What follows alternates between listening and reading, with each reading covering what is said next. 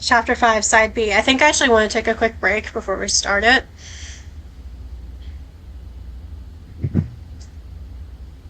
It's not letting me pause. There we go. Christ. Okay.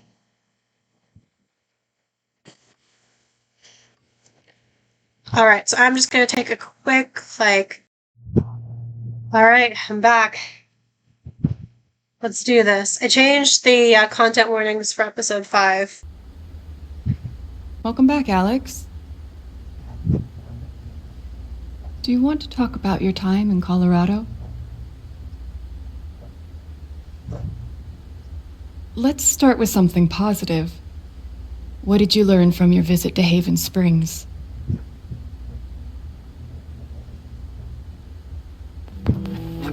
I learned to let myself feel, I guess,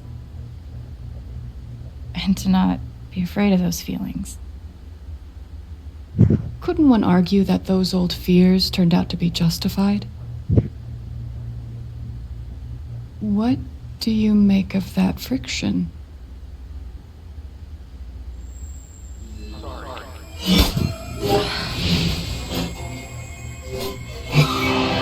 Oh boy.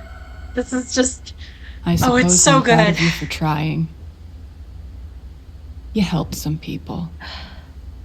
Chased a mystery. Got to kiss a pretty girl. Mm-hmm. I love freaky, weird dream shit. You're right back where you started. My beloved. You're wrong. I don't belong in here. If that were true, Alex, you'd know you were talking to an empty chair.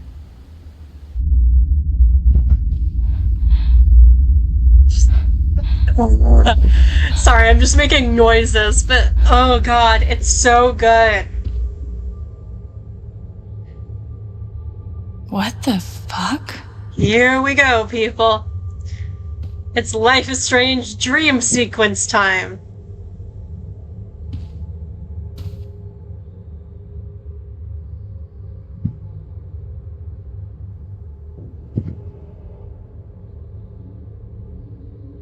Is that what I look like?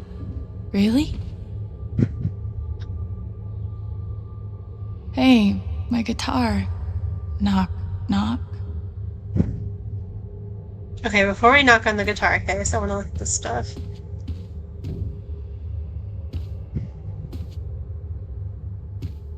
These don't belong to Dr. Lin. Yeah, no shit. A tuning peg.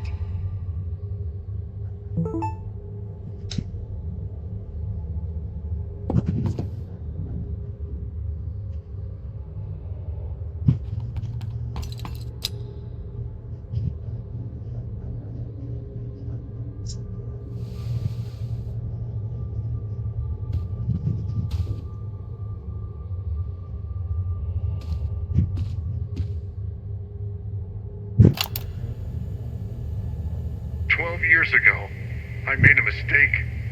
The kind of thing that you can't undo. Alex, you know that I care about you. With everything that has happened, I just want what's best for you.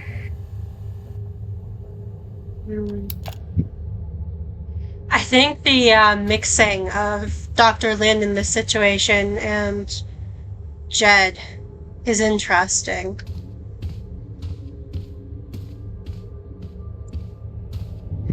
As people she should be afraid of. As dangers to her.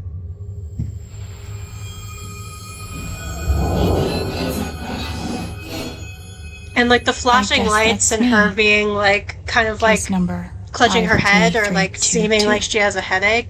That's really good. Like I love that because like she has head trauma, right? From when she fell. Yeah. Reducing people to a number. It's what prisons do. This is also so good. Okay, so we got into the psychiatry stuff a bit in episode 1, but it really goes deep in this episode.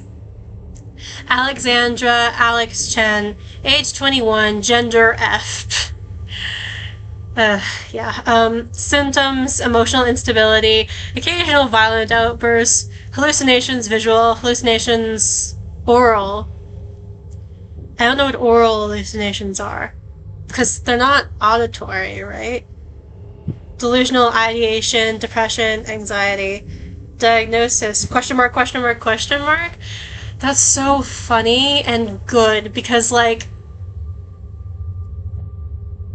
it makes it like calls into question the whole idea of, like, okay, first of all, like, how they talk about people, which is objectively dehumanizing, I would argue.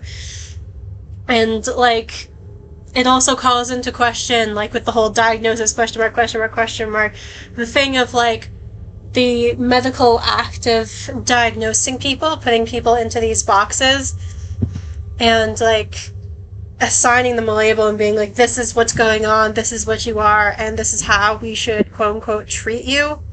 This is what we should do with you, and, like, then they treat you accordingly.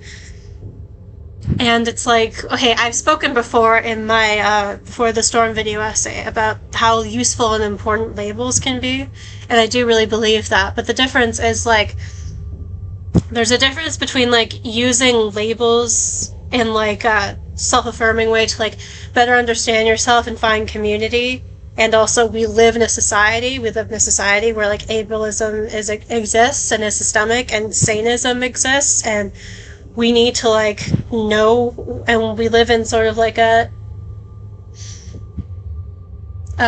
what do you call it, like a neurotypical, or like a neuronormative was the word I saw the other day. I was like, that's good, because, like, it moves away from the whole, like, thing of there being, like, a typical brain type, which is not really true.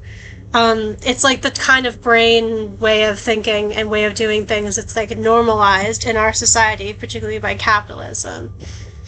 So, like, if you have a deviation from that so-called normal, then, like, you are oppressed and ostracized. So it's, in that sense, it's good to have words and definitions and labels to understand yourself.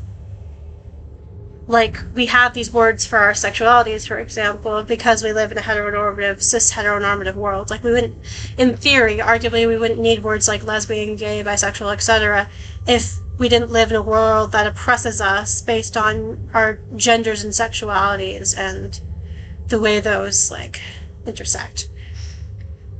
But yeah, the act of medical diagnosis and the way psychiatry treats people regarding, like, when they put you into a certain box is, and, like, and it's like, this is what you are, like, this because you have XYZ thing, it means we're diagnosing you with, like, this disorder, and it means we have to fix you.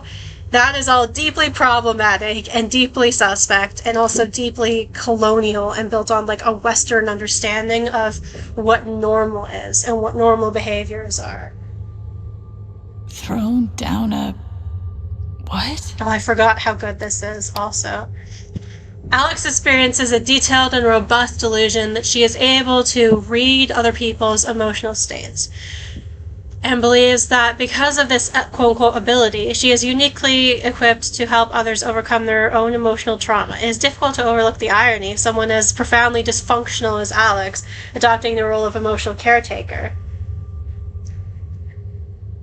Had she not been returned to my care, I do not think it hyperbolic to speculate that her reckless attempts at fixing her friends and family would have eventually gotten someone hurt. It is my belief that Alex's delusions constitute a threat to her continued well-being, as well as those of others. See, this entire paragraph is, like, literally more or less how people are described in the language of psychology. Like, and you see, and it's like, it makes you realize how, like, dehumanizing and, like, disrespectful it is. Like, excuse me? Like, treating someone like a problem and describing someone like a problem. It is my blah blah blah blah. Oh, it is my belief that Alex's delusions constitute a threat to her continued well-being as well as those of others. As such, I recommend Alex to be thrown down an endless pit, her body shattered against each jutting board and errant brick until she is forgotten in the darkness beneath the world. This is, in my professional opinion, the most humane thing we can do for her. That is so juicy. It's so juicy and it's so good. Because that's it. Literally, that's more or less what institutionalization is. Like, throwing somebody into, like, a dark hole, for lack of a better word, a prison, and then locking them away, and then just, like, in some situations, forgetting about them. Or, like, assuming that they're a lost cause. But, like, that description of, like, her being thrown down an endless pit, her body shattering against each jutting board, like, that's what happened to her, right? When she got shot by Jed and she fell down that mine shaft. It's just... it's so good. It's so good.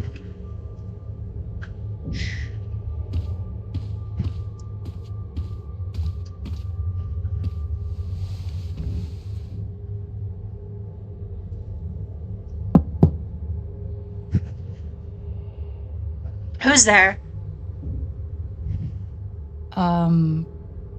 Alex Chen? Never heard of My her. Try guitar again. case has never heard of me. Sure. Huh.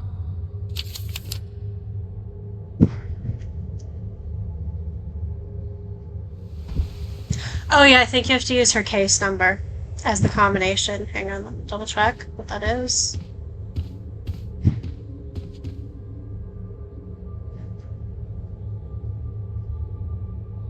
Hang on. 53322. 53322. 53322. 53322.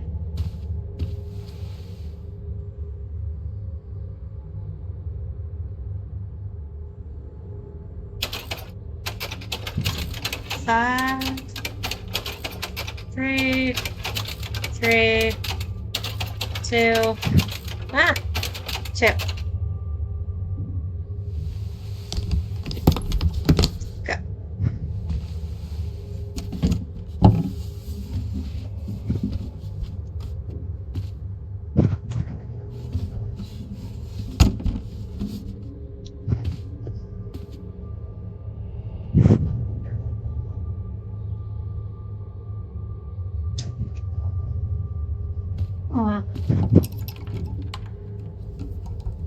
Also, the language of fixing, as opposed to tuning, is really interesting.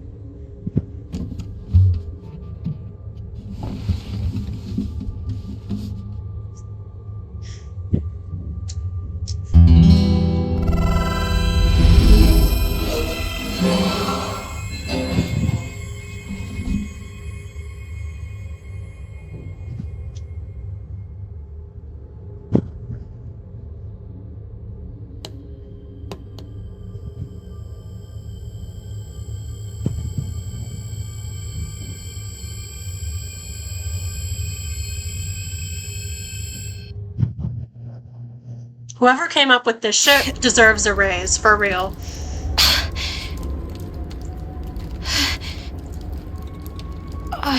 Unless it was Zach what's-his-face, then fuck you. Seriously, how the fuck is she still alive? For real. Like, she got shot and, like, fell down a mine shaft.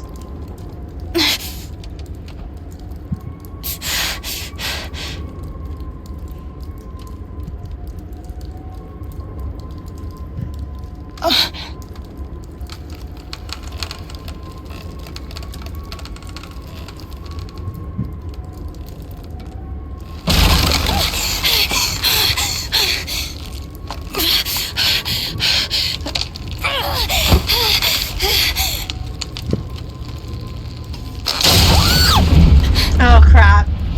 Yeah, she definitely should have died from this. Although that, like, her trying to reach for the ladder section was giving Until Dawn, like, Emily vibes. I gotta say, like, controversially, I don't know if I've said this on my stream before, but controversially, I'm an Emily defender. I know she's a brat. I know she's a bitch. I know she can be difficult sometimes, but they all have their flaws. Alex. And I think she gets unfairly hated on. And it's misogyny. And I don't like it. And I feel compelled to defend her. I think she's what's the word? Unfairly hated. I think she gets a lot of hate, and it's not always justified. And I don't know. I just like mean women. What can I say? I'm a mean women defender. Gabe?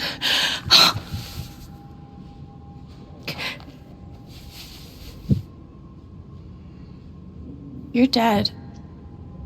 So? Lots of people are dead, Alex. Most people. Where are we? I want to say a hospital? Dr. Mendez to intensive care? Dr. Mendez to intensive care. Yep, definitely a hospital. Gabe. Okay, here's what I do know. You're 10, I am 14. Our mother is sick. So is our father. But it's a different kind of sickness. Play your part. That's so interesting, the whole play your part thing. Ow! Gabe, why? Like, the fact that their adult bodies are in the roles of their, like, childhood selves is so interesting. It's like...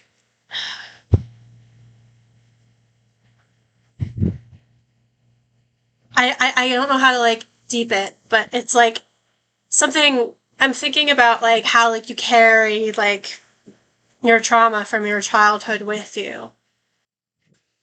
Yeah, so in a sense, you're kind of still, like, there's a part of you that still is, like, frozen in that state. Like, there's a part of you that's still that child. And it feels almost like this is kind of, like, playing on that. Also, interesting how he said, our mother's sick, so is our father. It's a different kind of sickness. I think he was referring to their father being an alcoholic. And that kind of plays on the whole, like, biological illness narrative of addiction and alcoholism, which I talked about this in my Before the Storm video essay. At this point, I should probably just link it in the chat. Yeah, I talked about this a lot in that video essay, but not a huge fan of the biological illness narrative because I think it, like, ignores, like, a lot of social and systemic factors that drive people to addiction. And when focusing on quote-unquote curing or, like, healing your, like, alcoholism, like curing an illness or whatever, there isn't usually a lot of, like, focus on, like, the environmental or systemic factors that sort of drove you into the situation in the first place. And, like, for example, capitalism being a thing and, like, systemic bigotry and oppression and all that fun stuff. That also plays a factor. And it's just, like, I'm not a fan of the way that it kind of, like, neutralizes all of that into this, like, oh, it's just, like, your genes or whatever, or you're just sick. Like, no, like, society's fucked, and, like, my life is hard because I'm autistic and I'm living in a world that wasn't designed for me, that is, like, controlled by allistic people, primarily, like, neurotypical or, like, whatever you want to say, like, neuronormative type people, enforcing a neuronormative narrative.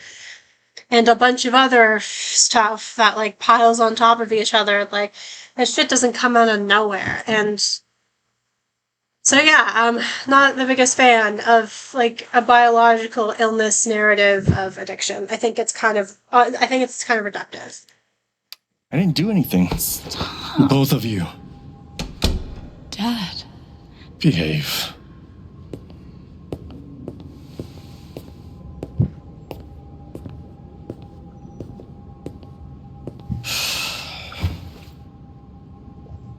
Alex, Go check on your mother. Okay.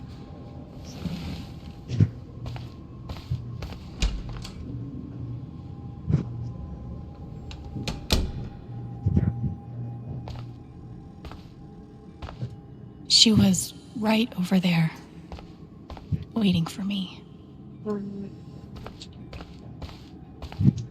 We spent so much time in here that I basically memorized every article. Gabe told me it was full of needles. Scared me to death. I mean, it probably is full of needles. We couldn't afford a private room. Just got lucky, I guess. Sure. There it is. The painting that taught me that art sucked sometimes. Oh, love that. It's right on par with Chloe's comment in Before the Storm. Oh, I think that's an original. Who gives a shit? Like, I love that, like, solidarity of, like, working class girls from working class families trashing bad, like, probably, like, expensive art. It's so good. The vibes are great. Gabe and I used to watch cartoons on this thing after school. And her being, like, exposed to this so young, or having to deal with all of this at such a young age, like, spending so much time in the hospital, and that just being her new normal. Gabe, Alex, I need you to listen very carefully. We got some scary news today, and I'm going to be spending some time at the hospital. What? Mom? Are you okay? Hush now. It's going to be okay. Do you understand me?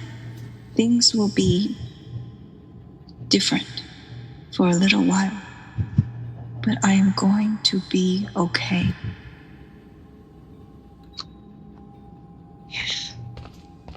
Because odds are, like, jumping off of what I was saying before, odds are, I think we don't have, like, confirmation of this, but I think their dad probably didn't start drinking until after their mom got sick. It was always too hot in this room.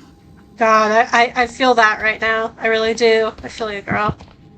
It's my life. Hang on. I just realized I forgot to reset the camera overlay. Sorry.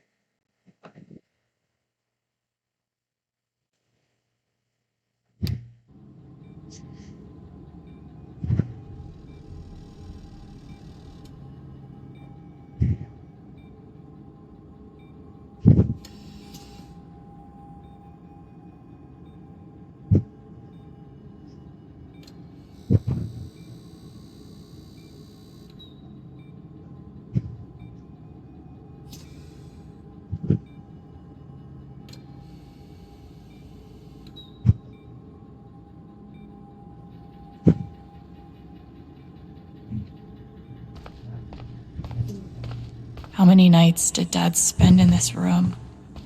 Sleeping in an uncomfortable chair and eating vending machine dinners. There's something so weird and scary about watching your dad cry. Yeah.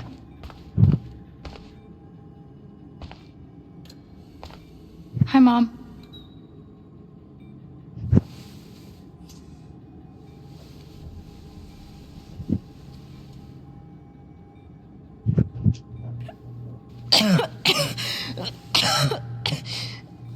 Mom.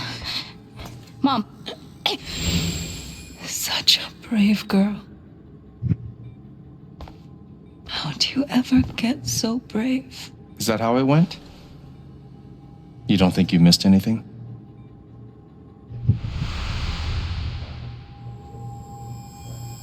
Yeah, and that's interesting too, right? Gabe, like, why? her I'm doing memory things. editing things out. Both of you.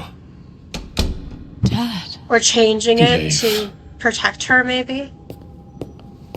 And then Gabe, or like her understanding of Gabe showing up sort of, I guess, as like her subconscious or whatever. Alex. Being like, Go is check that on your really how it happened? Okay. It's interesting.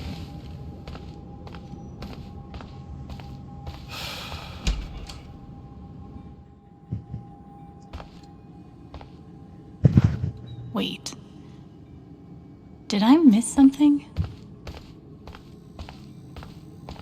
No matter how much Mom drank, her throat was always dry. Wonder exactly what she's sick with.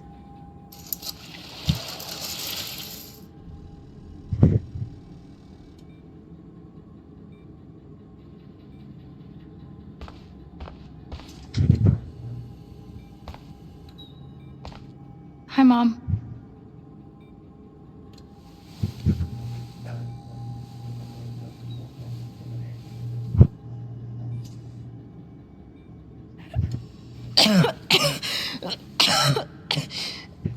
Mom. Mom.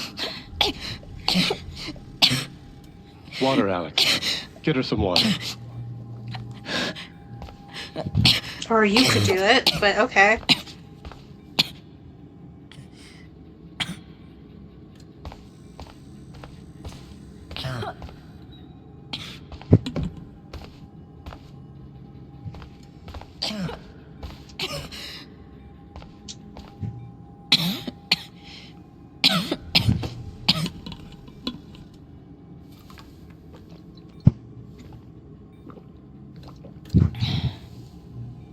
Thank you.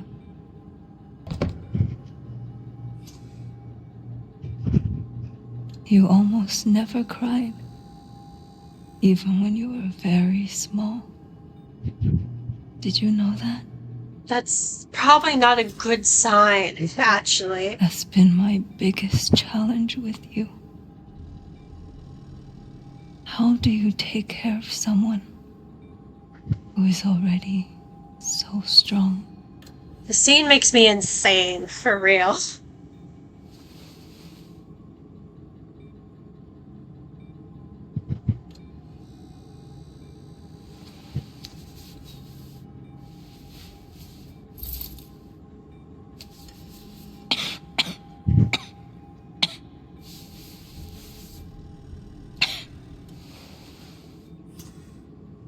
Shh. No tears, my strong girl.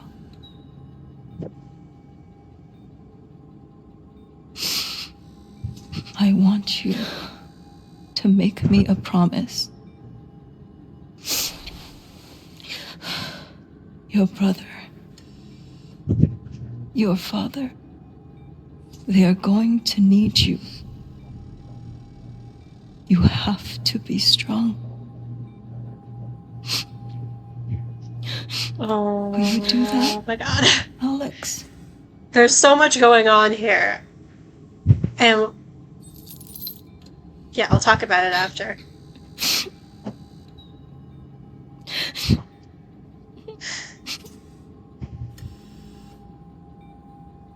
Such a brave girl.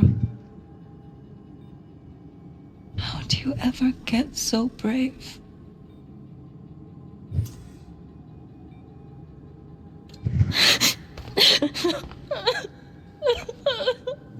Girl.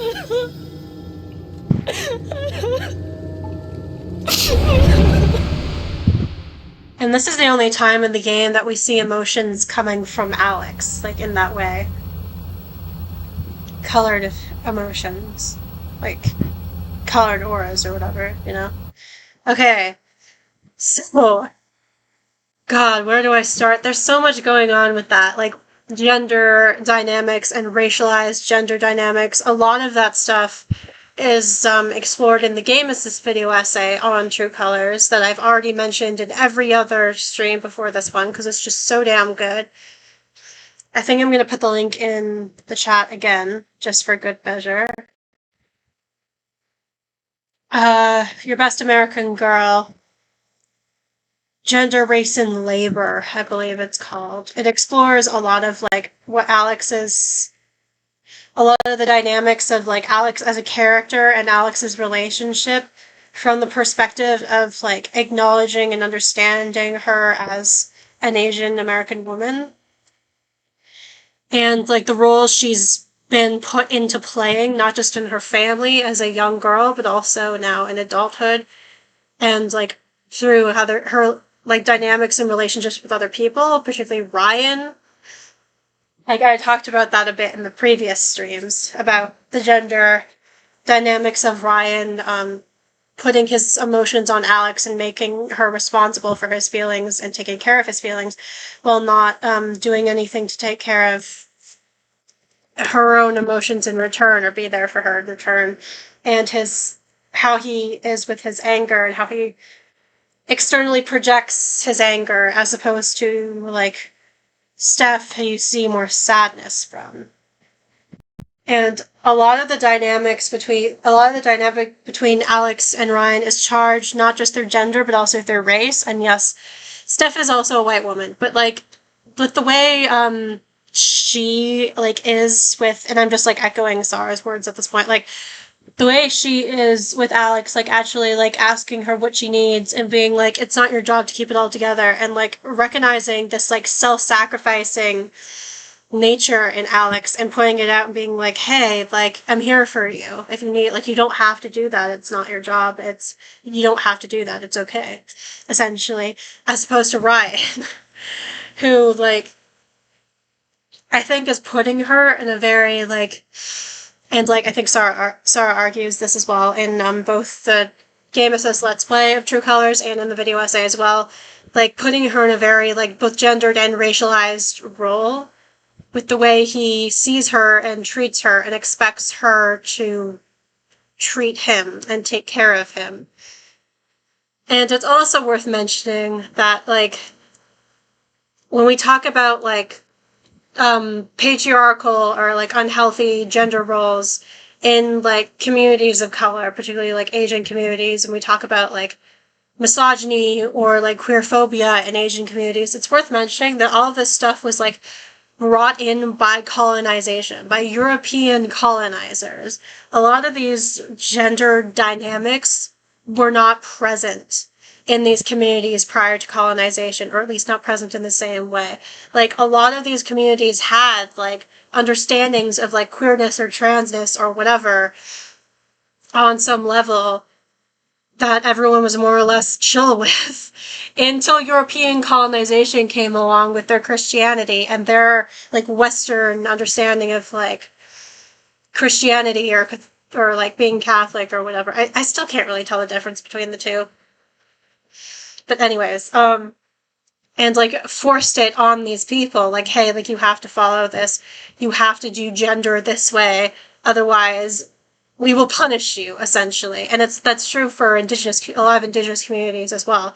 And then, like, people, particularly white people in the West nowadays, want to turn around and be like, oh, like, we see this a lot with Palestine, right? Like, how people talk about Palestine, like, oh, this community, this Asian community or, like, community of color, you know, like, they're just so backwards in their views, or they don't respect women, they don't respect, like, queer people, like, they're, like, anti-gay or whatever. Like, you hear this a lot, like, oh, if you were to go to Palestine, you would be fucking beheaded or murdered for being gay, so, like, why would you, like, as a queer person, want to support them, blah, blah, blah. But, like, first of all, I don't think genocide's okay, no matter what a person's views are. I actually don't think that standing against a genocide of a people is conditional, or should be conditional in any way, shape, or form. That's just my hot, spicy take.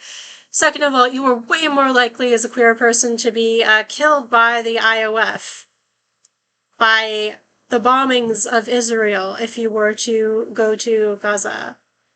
So, yeah, there's also that.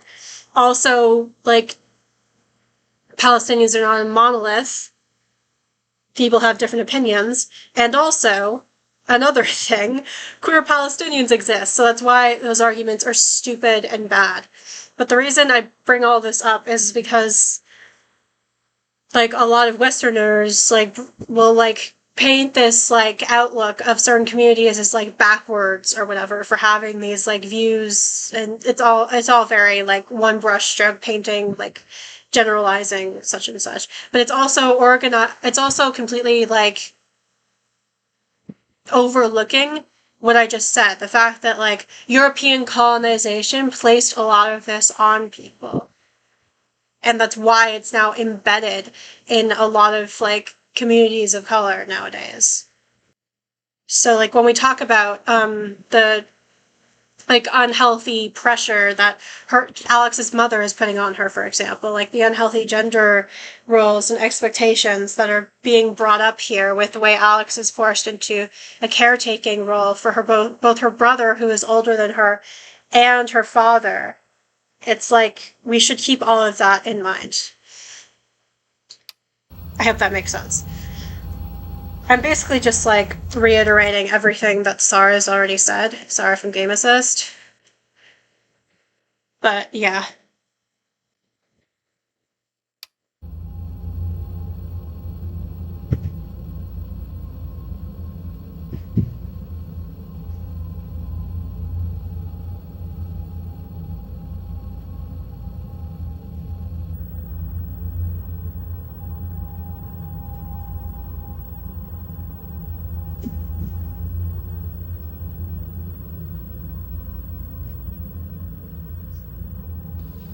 Oh, it's hot.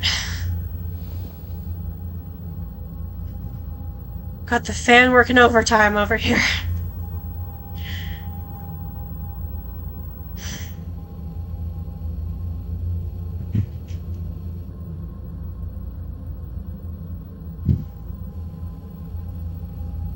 Oh shit, I still haven't checked her phone. That's also another interesting thing that I want to look at.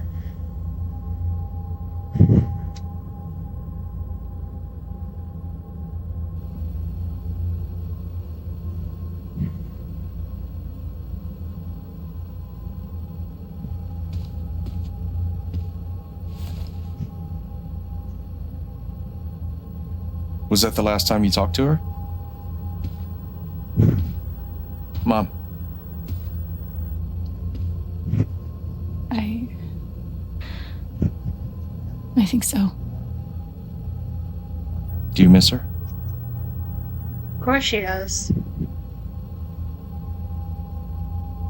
Gabe, what's going on? You're 11, I'm almost 15. Dad and I are time bombs. You keep running back and forth, trying to defuse us both. Yeah.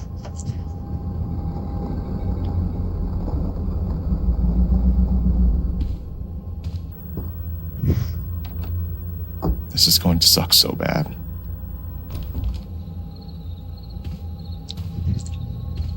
Play your part. Yeah, and again, play your part.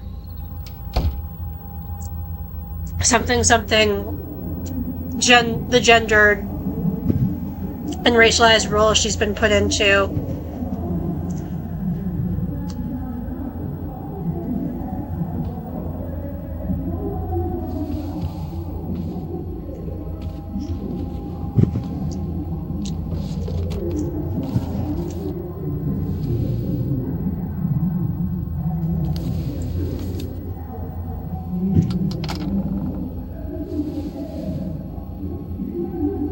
There was only ever one thing to do when they got like this.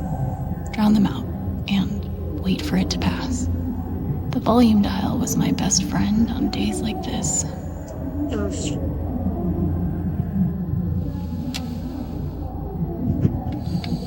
I think this is probably going to be silence.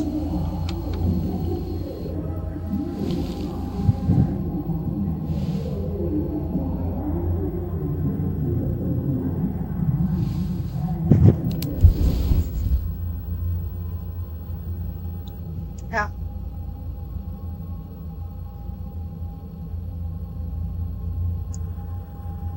Although this kind of slaps, not gonna lie. The whole thing just being silent.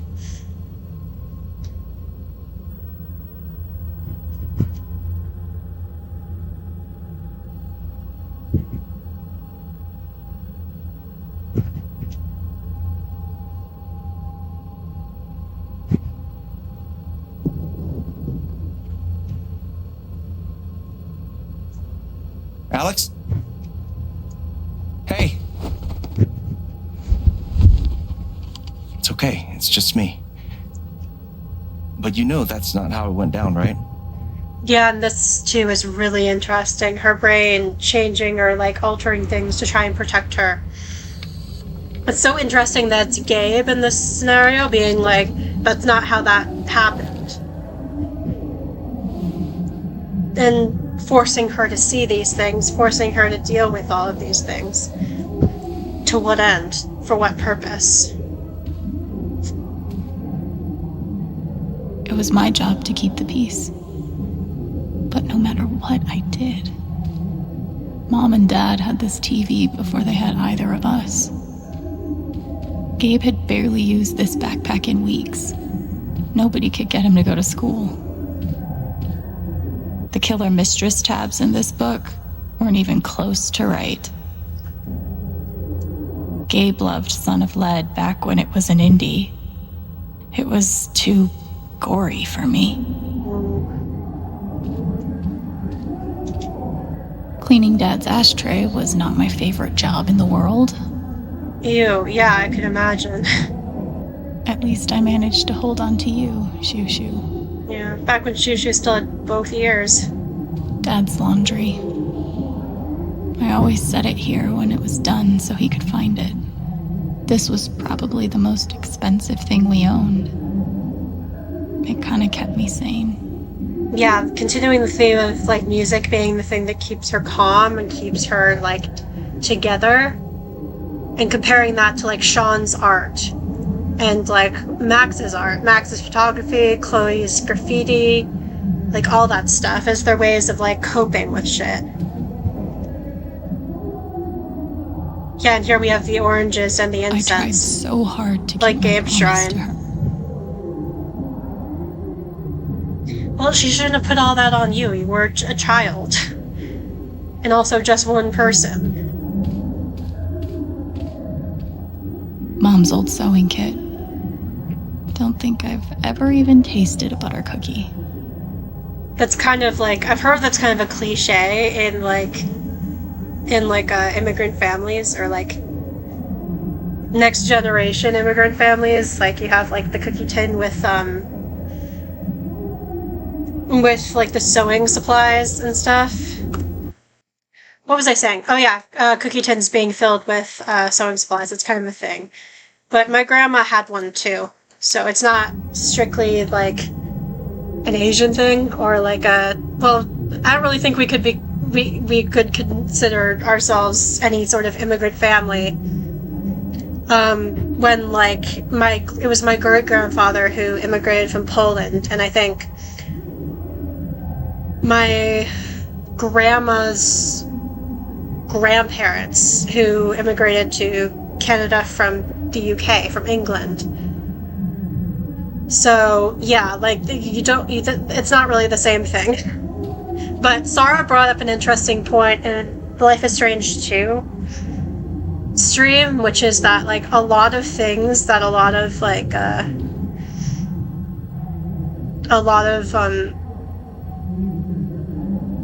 Asian families do. I remember them fighting outside.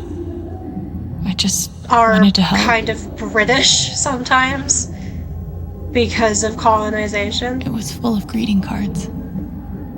Mom kept every single one we ever got. My job was to sort them in order of how close we were to a collections notice. Thanks for trying, Lucky Cat. And poverty is another theme that comes up again here. It links it to Chloe before the storm.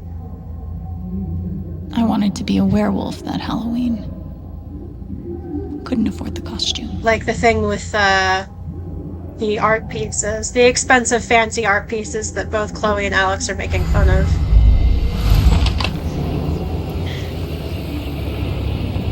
Hey Gabe, I'm Leslie Halloran. I'm from the Oregon State Child Protective Services. We got a call from someone who said there might have been some kind of fight here last night. Is your dad home?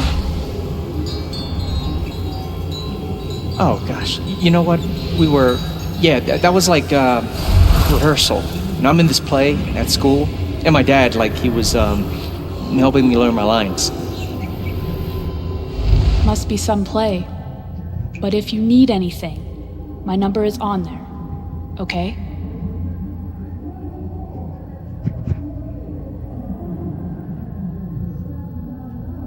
almost empty.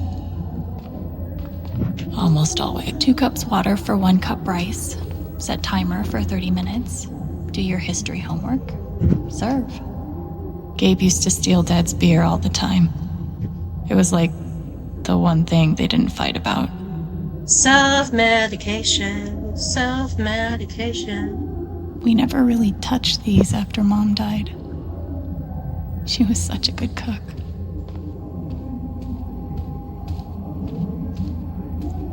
Okay, I was gonna check my block.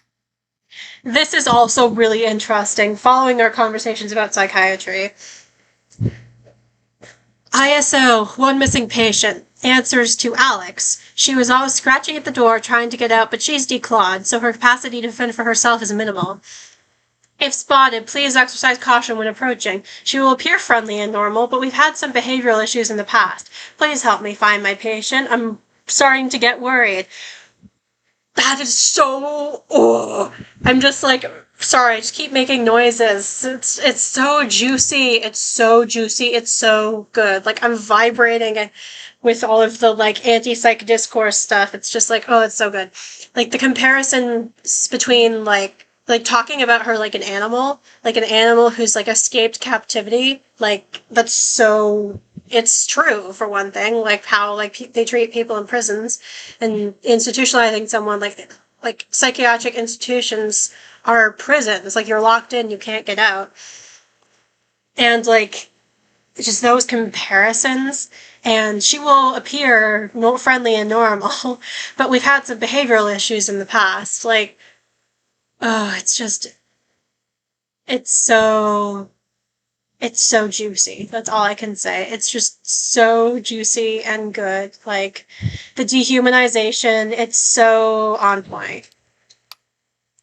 Attention residents, please join me in welcoming Alex Chen back to Helping Hands. We're happy, though not surprised, that Alex has once more submitted herself into the stultifying and inescapable embrace of our institution. The inescapable embrace of our institution. And also the poster has disabled replies. Like, the comparison to the sheriff's county posts, and also Typhon Mining.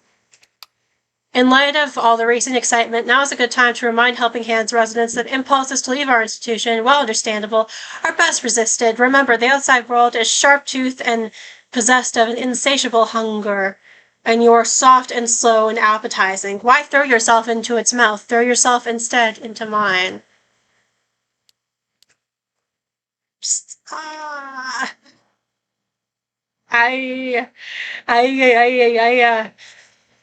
It's so much. Alex Chen, age 10, sadness. Today we went back to the hospital because my mom is sick. Our neighbor drove us there because my dad stayed the night with my mom. I wanted to bring my rat Shushu because I always bring Shushu when I go to the hospital to see my mom, but I forgot. Mom says I have to take care of my brother and my dad. She used to not be so skinny, but now she is so skinny. I wish she was not so skinny, and I wish she could come home. This is very much like how 10-year-olds write, and it's making me sad. She gave me a necklace she wears sometimes. Alex Chen, age 11, fear. Remember to keep everyone happy. To do homework, English, history, math, health, crossed off, vacuum, dust services, organize bills, call pharmacy, read dad's blood pressure meds. She was doing all of this at 10 years old. It's giving parentification. It's giving... Yikes. Break time, listen to records, 5 minutes, no more. Gabe's laundry, start. Gabe's older than her. You'd think he'd be able to do his own fucking laundry. Make rice, chop veggies, cook chicken, throw veggies into pan with chicken, serve. Gabe's laundry, washer, dryer. Dad's laundry, start. Oh my god.